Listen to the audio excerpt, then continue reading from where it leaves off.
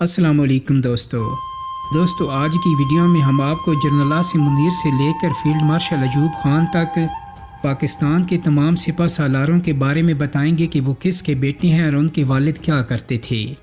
किस army chief के वालिद एक मामूली किसान थे। कौन से आर्मी चीफ अपने ज़माने तालिब इल्मी में खच्चर पर बैठ कर स्कूल जाया करते थे। कौन से आर्मी चीफ को उनकी वसीयत के मुताबिक फ़ौजी कब्रिस्तान के बजाय ईरान में दफन किया गया। और वो कौन से आर्मी चीफ थे जिन्हें वर्जिश करते हुए हार्ट अटैक हुआ और वो जान की बाजी हार गए। दोस्तों पाक फ़ौज के पहले सिपह सलार फ्रैंक वेल्टर और पाक फ़ौज के दूसरे सिपह सलार general sir Douglas David Gracey थे। ये दोनों सिपह सलार बरतानवी शहरी थे और यही वजह थी कि ये दोनों सिपह सलार अपनी मुद्दत मुलाजमत मुकम्मल करने के बाद अपने मुल्क वापस चले गए। यहाँ मैं आपको ये भी बताता चलूँ कि जनरल फ्रैंक के दौर में पहली पाक भारत जंग हुई और कबायली लश्कर पेशकदमी करता हुआ श्रीनगर तक पहुंच गया था। दोस्तों पाकिस्तान के तीसरे सिपह सलार फील्ड मार्शल मोहम्मद अयूब खान ज़िला हज़ारा के नवाई इलाके दिहाना के एक हिंदको घराने से ताल्लुक़ रखते थे। उनके वालिद मीर दाद खान ब्रिटिश इंडियन आर्मी में रिसालदार मेजर हुआ करते थे। क़याम पाकिस्तान के वक्त ब्रिगेडियर अयूब खान सीनियरिटी के एतबार से 10वें नंबर पर थे। दोस्तों ये अयूब खान ही थे जो अपने ज़माने तालिब इल्मी में खच्चर पर बैठकर अपने स्कूल जाया करते। अयूब खान 17 जनवरी 1951 से लेकर 27 अक्टूबर 1958 तक कमांडर इन चीफ रहे। मार्शल लॉ के बाद वो 11 सालों तक पाकिस्तान पर बिला शिरकत गैर हुक्मरानी करते रहे। याद रहे कि अयूब खान वो पहले मकामी या देसी फौजी अफीसर थे जो कमांडर इन चीफ बने। दोस्तों पाकिस्तान के चौथे सिपह सालार का नाम जनरल मोहम्मद मूसा खान था। ये क्वेटा की हज़ारा बरादरी से ताल्लुक़ रखते थे। इनके वाले सरदार यज़दान खान हज़ारा अफ़गानिस्तान से हिजरत करके ब्रिटिश बलूचिस्तान आबाद हुए थे। 1965 की पाक भारत जंग के दौरान अयूब खान सदर पाकिस्तान जबकि जनरल मोहम्मद मूसा खान पाक फ़ौज के कमांडर इन चीफ थे। ये बात बहुत कम लोग जानते हैं कि जनरल मूसा खान की वसीयत के मुताबिक उन्हें आर्मी कब्रिस्तान के बजाय ईरान के शहर मशहद में वाक़या हज़रत इमाम रज़ा के मज़ार के अहाते में सुपुर्द खाक किया गया। दोस्तों पाकिस्तान के 5वें सिपह सालार का नाम जनरल याह्या खान था और ये चकवाल से ताल्लुक़ रखते थे। उनके वालिद Agha Saadat Ali Khan Indian royal police में मुलाजमत करते थे। पाकिस्तान की सियासी तारीख़ में जनरल याह्या खान एक विलन की शक्ल में नज़र आते हैं और इन्हीं के दौर में पाकिस्तान 2 टुकड़े हुआ था। सकूत ढाका को अभी 4 दिन गुजरे थे कि याह्या खान ने सदारत और कमांडर इन चीफ के ओहदे से इस्तीफ़ा दे दिया। याद रहे कि जुल्फ़कार अली भुट्टो के दौरे हुकूमत में जनरल रिटायर्ड याह्या खान और उनकी खासुल खास कलीम अख्तर अल मारूफ जनरल रानी एक तवील अरसे तक घर में नज़रबंद रहे। दोस्तों पाकिस्तान के छठे सिपह सालार जनरल गुल हसन खान पश्तून थे। याद रहे कि जनरल गुल हसन अफ़वाज पाकिस्तान के वो अकलौते सरबराह थे कि जिनसे भुट्टो साहब ने गन पॉइंट पर इस्तीफ़ा लेकर अपने मनपसंद जनरल टिक्का खान को आर्मी चीफ बनाया था। जनरल गुल हसन का टेनोर 20 दिसंबर 1971 से 2 मार्च 1972 तक था। उन्होंने फ़ौज से रिटायरमेंट के बाद अपनी यादाश्तों को जमा करते हुए एक किताब भी तहरीर की। दोस्तों पाक फ़ौज के 7वें सिपह सालार जनरल टिक्का खान ज़िला रावलपिंडी के इलाके कलर सईदा के रहने वाले थे और वो राजपूत कौम से ताल्लुक़ रखते थे। जनरल टिक्का खान साबिक वज़ीर आज़म जुल्फ़कार अली भुट्टो के बहुत करीबी समझे जाते थे जबकि शेख मुजीबुर रहमान उन्हें बुच्चड़ ऑफ बंगाल यानी बंगाल का कसाई कहते थे। याद रहे कि रिटायरमेंट के बाद जनरल टिक्का खान ने सियासत में एंट्री की और पीपल्स पार्टी में शामिल हुए। वो बेनज़ीर भुट्टो के पहले दौरे हुकूमत में पंजाब के गवर्नर भी रहे। दोस्तों पाक फ़ौज के 8वें सिपह सालार जनरल मोहम्मद ज़ियाउल हक थे। वो मशरक़ी पंजाब के शहर जालंधर की अराई बरादरी के सपूत थे। मोहम्मद ज़ियाउल हक एक मिडिल क्लास फैमिली से ताल्लुक़ रखते थे। उनके वालिद मोहम्मद अकबर एक गरीब किसान थे। किताबों में ये भी तहरीर है कि जनरल ज़िया के वालिद एक तवील अरसे तक इंडियन आर्मी से वाबस्ता रहे और वहाँ बगलची थे। यहाँ मैं आपके गोश गुजार करता चलूँ कि 1 मार्च 1976 को वज़ीर आज़म जुल्फ़कार अली भुट्टो ने लेफ्टिनेंट जनरल ज़ियाउल हक को जर्नैल के ओहदे पर तरक्की देकर चीफ ऑफ आर्मी स्टाफ बनाया था। लेकिन फिर इसी जनरल ज़िया ने 1970 में मुल्क में मार्शल लॉ लगाते हुए भुट्टो हुकूमत का तख्ता उलट दिया और ख़ुद सदर पाकिस्तान बन बैठे। जनरल मोहम्मद ज़ियाउल हक 17 अगस्त 1988 को बहावलपुर के नज़दीक तैयारे हादसे में जान बहक हुए। दोस्तों पाक फ़ौज के नवे सिपह सलार जनरल मिर्ज़ा मोहम्मद असलम बेग मुग़ल थे। بھارتی ریاست اتر پردیش کے ضلع اعظم گڑھ کی اردو سپیکنگ فیملی میں پیدا ہونے والے مرزا محمد اسلم بیگ آزادی کے بعد ہجرت کر کے پاکستان آباد ہو گئے۔ ان کے والد مرتضیٰ بیگ اپنے زمانے کے نامی گرامی وکیل تھے اور وہ الہ آباد ہائی کورٹ میں پریکٹس کیا کرتے تھے۔ دوستو، افواج پاکستان کے 10ویں سربراہ جنرل آصف نواز جنجوعہ راجپوت فیملی سے تعلق رکھتے تھے اور ان کا خاندان چکری راجگان ضلع جہلم میں آباد تھا۔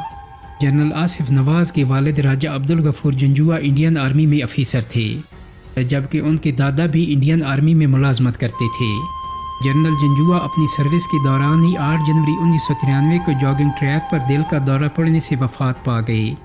جنرل صاحب کی بیوی نے الزام عائد کیا کہ ان کے شوہر کی موت ہارٹ اٹیک کی وجہ سے نہیں ہوئی بلکہ انہیں حکومت نے زہر دے کر قتل کیا ہے۔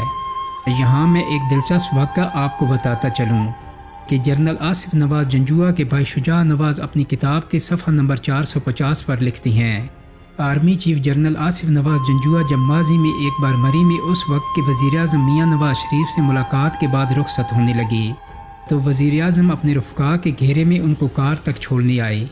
انہوں نے جنرل صاحب سے پوچھا کہ آپ کون سی گاڑی استعمال کر رہے ہیں؟ جنرل آصف نواز نے اپنی پرانی کار کی جانب اشارہ کرتے ہوئے جواب دیا، ٹوئٹا گراؤنڈ۔ اس کے بعد میاں نواز شریف نے نئی BMW کی چابی جنرل آصف کو دی اور کہا، آپ اس کار کے مستحق ہیں۔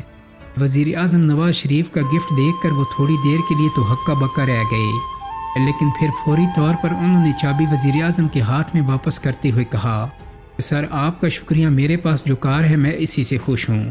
دوستو، پاک فوج کے 11ویں سپہ سالار کا نام جنرل عبدالوحید کاکڑ تھا، جسے میاں نواز شریف نے 4 سینئر جرنیلوں پر ترجیح دیتے ہوئے کمانڈ سونپی تھی۔ جنرل عبدالوحید پشتون قبیلے کاکڑ سے تعلق رکھتے تھے اور ان کا خاندان بلوچستان کے علاقے یوگ میں آباد تھا۔ ان کے چچا سردار عبدالرب نشتر پاکستان کے بانیان میں شمار ہوتے ہیں۔ میڈیا کی آنکھ اخباری نمائندوں کے جمکٹوں، شام کے پرتکلف کھانوں، خوابوں، ڈھابوں اور سوشل ایونٹ سے بے نیاز 85 سالہ جنرل ریٹائرڈ عبدالوحید کاکڑ اب راولپنڈی شہر میں خاموشی سے اپنی زندگی گزار رہے ہیں۔ دوستو، پاک فوج کے 12ویں سپہ سالار جہانگیر کرامت پشتون قبیلے ککے زئی سے تعلق رکھتے تھے۔ ان کے والد کرامت احمد سرکاری ملازم تھے۔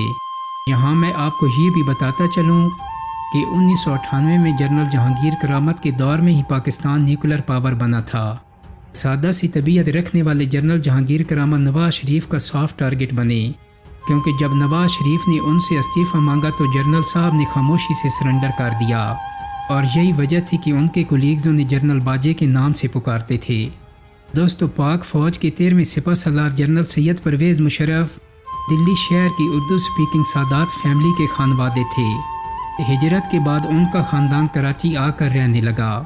یہ بات کم لوگ جانتے ہیں کہ سید پرویز مشرف کا بچپن ترکی میں گزرا، کیونکہ ان کے والد سید مشرف الدین سفارتکار تھے اور وہ ترکی کے دارالحکومت انقرہ میں پاکستانی سفارت خانے میں اپنی خدمات سر انجام دیتے رہے۔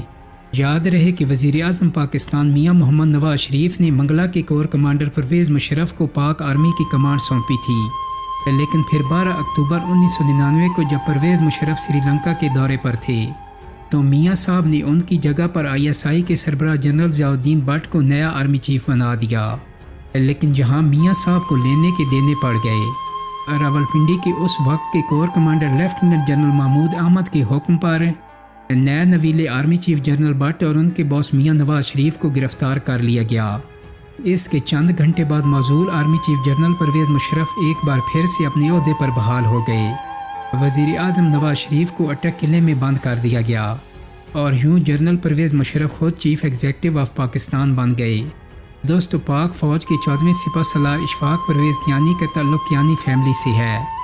جنرل اشفاق پرویز کیانی کے والد سعد کیانی پاک آرمی میں جونیئر افسر تھے اور صوبے دار میجر کے رینک پر ریٹائرڈ ہوئے تھے۔ یاد رہے کہ جنرل اشفاق پرویز کیانی کو زرداری دور میں مدت ملازمت میں توسیع بھی دی گئی تھی اور وہ 6 سال تک سپہ سالار رہے۔ دوستو، افواج پاکستان کے 15ویں سپہ سالار جنرل رحیل شریف ضلع گجرات کے مشہور قصبے کنجا سے تعلق رکھتے ہیں۔ وہ بھٹی راجپوت ہیں اور آرمی بیک گراؤنڈ سے تعلق رکھتے ہیں۔ ان کے والد میجر محمد شریف قیام پاکستان سے پہلے انڈین آرمی کے افیسر تھے اور انہوں نے دوسری جنگ عظیم بھی لڑی تھی۔ 71 की जंग में निशान हैदर पाने वाले मेजर शबीर शरीफ जनरल राहील के बड़े भाई थे। जहां मैं आपको ये भी बताता चलूं कि 1965 की पाक भारत जंग के हीरो और मादरे वतन के दिफा की खातिर अगले मोर्चों पर जाकर लड़ने वाले मेजर राजा अजीज़ भट्टी शहीद राहील शरीफ के मामू थे। मेजर राजा अजीज़ भट्टी शहीद को उनकी बहादुरी के सिले में निशान हैदर से भी नवाजा गया था, जबकि राहील शरीफ के दोनों बेटे इस वक्त भी पाक फ़ौज में अपनी खिदमात सर अंजाम दे रहे हैं। दोस्तों, अफवाज पाकिस्तान के 16वें सिपह सलार जनरल कमर जावेद बाजवा गखड़ मंडी गुजरांवाला के रहने वाले हैं। उनके वालिद लेफ्टिनेंट कर्नल इकबाल बाजवा जिन दिनों क्वेटा कंटोनमेंट में तैनात थे, तो वो अपनी सर्विस के दौरान ही 1967 में इंतकाल कर गए। याद रहे कि उस वक्त कमर जावेद बाजवा की उम्र 7 बरस थी और वो अपने 5 बहन भाइयों में सबसे छोटे थे। दोस्तों, अफवाज पाकिस्तान के मौजूदा सिपह सलार जनरल आसिम मुनीर का ताल्लुक रावलपिंडी शहर से है। जनरल आसिम मुनीर के वालिद का नाम सैयद सरवर मुनीर था, जो कि तारकाबाद रावलपिंडी कैंट के एक स्कूल में प्रिंसिपल थे। सैयद आसिम मुनीर के वालिद पढ़े लिखे होने के साथ साथ दीनदार भी थे और उन्होंने मोहल्ले में एक मस्जिद और छोटा सा मदरसा भी बनवाया हुआ था। जनरल आसिम मुनीर और उनके दोनों भाइयों ने अपने वालिद ही के कैम करदा मदरसे में कम उम्री में कुरान मजीद हिफ्ज़ किया था। दोस्तों, उम्मीद करता हूँ कि मेरी आज की वीडियो आपको पसंद आई होगी। अगर वीडियो अच्छी लगी है तो इसको लाइक और शेयर कर दें। मेरे चैनल को सब्सक्राइब करने के साथ साथ बेल आइकन को भी क्लिक कर दें, ताकि आपको मेरी आने वाली मज़ीद वीडियोज़ के नोटिफिकेशन मिलते रहें। बहुत जल्द ही एक नई वीडियो के साथ मुलाकात होगी। अपना बहुत सारा ख्याल रखिएगा। अल्लाह हाफिज़।